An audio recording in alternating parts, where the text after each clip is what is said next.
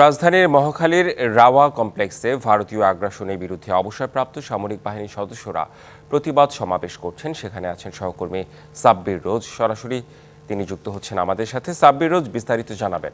আমি এসেছি রাজধানীর মহাখালীর কমপ্লেক্সে। আপনি দেখতে পাচ্ছেন আমার পেছনে দাঁড়ানো রয়েছে বাংলাদেশের অবসরপ্রাপ্ত সেনা কর্মকর্তাগণ।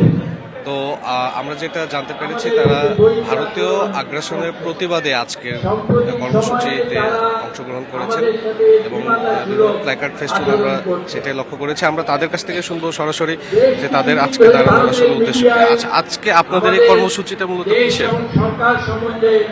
আজকের কর্মসূচিটা মূলত বাংলাদেশের বিরুদ্ধে ভারতের যে আধিপত্যবাদী আগ্রাসন এবং বাংলাদেশকে যে ভারত তার নিয়ন্ত্রণে রাখার জন্য আপ্রাণ চেষ্টা করে যাচ্ছে, এবং এই যে পতিত শেখ হাসিনার যে ফ্যাসিস্ট সরকার, যারা বাংলাদেশকে গত 16 বছর একটি নরকে পরিণত করেছিল, সেই পতিত পালিয়ে যাওয়া শেখ হাসিনাকে পুনর্বাসন করার জন্য একের পর এক বাংলাদেশ বিরোধী যে সমস্ত পদক্ষেপ ভারত নিচ্ছে এবং বাংলাদেশের বিরুদ্ধে যে সমস্ত প্রপাগান্ডা চালাচ্ছে, মিথ্যাচার করছে এবং বাংলাদেশকে সারা বিশ্বের কাছে একটি মৌলবাদী এবং বাংলাদেশকে একটি এমন রাষ্ট্রে পরিণত করার চেষ্টা করছে যে এখানে সংখ্যালঘুদের উপর আমরা নির্যাতন করছি।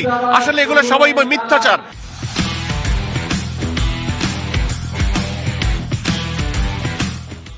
এবং এগুলো হলো প্রপাগান্ডা, এগুলো হলো ভারতীয় যে প্রপাগান্ডা মেশিনের, এগুলো হলো অপপ্রচার। সুতরাং তারই প্রতিবাদে আমরা বাংলাদেশিরা একত্রিত হয়েছি আজকে, সকলে মিলে, সকল দল মত নির্বিশেষে এবং সামরিক বেসামরিক সবাই মিলে আমরা একত্রিত হয়েছি। তারই ধারাবাহিকতায় বাংলাদেশ সশস্ত্র বাহিনীর সামরিক অফিসার এবং সৈনিকরা সকলে আমরা একত্রিত হয়েছি এই ভারতের আধিপত্যবাদী আগ্রাসন এবং ভারতের মিথ্যাচার, প্রপাগান্ডা এবং বাংলাদেশকে নিয়ে ভারতের যেই কূটচাল এবং ষড়যন্ত্র, সেগুলো মোকাবেলা করার জন্য, জাতীয় ঐক্য ধরে রাখার জন্য।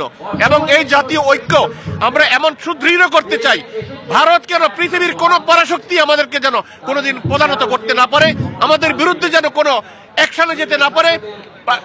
ভারত বাংলাদেশকে ভাগ করতে চায়, চট্টগ্রাম বন্দর এবং দিনাজপুর রাজশাহী অঞ্চলকে ভারত বাংলাদেশ থেকে আলাদা করতে চায়। ভারতের মমতা বন্দ্যোপাধ্যায় বলেছেন যে বাংলাদেশকে যেন শান্তিরক্ষী বাহিনী মোতায়েন করা হয়। কতটা জঘন্য হলে, কতটা বাংলাদেশ বিরোধী হলে, কতটা বাংলাদেশের মানুষকে অপমান করার ইচ্ছা থাকলে এই ধরনের এক নোংরা কথাবার্তা ভারতীয় রাজনীতিবিদরা বলতে পারে। সুতরাং আপনাকে আমাদের একটু সময় স্বল্পতা রয়েছে। রেদওয়ান, আপনি শুনছিলেন একটি অবসরপ্রাপ্ত সেনা কর্মকর্তা একজন বলছিলেন যে ভারতের যে আধিপত্যবাদ রয়েছে বাংলাদেশের উপর, সেটি থেকে শুরু করে আগ্রাসনের বিভিন্ন বিষয়। তো এই ছিল সর্বশেষ আপাতত আমার কাছে। জি, রাজধানী মহাখালী থেকে জানাচ্ছিলেন সাব্বির রোজ।